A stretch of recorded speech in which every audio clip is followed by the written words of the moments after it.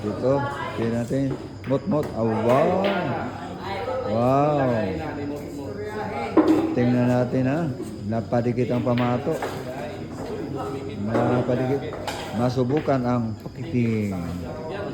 O sige, subukan ang pakiting ni Motmot. Magiging Motmot. Pakiting. Wow, sumablay. Lipat tayo kay Kailong mga diba? Kailong. Kailong Agimat, ang batang viral ng Tagum City. Side pocket daw mga idol. Tingnan natin ha.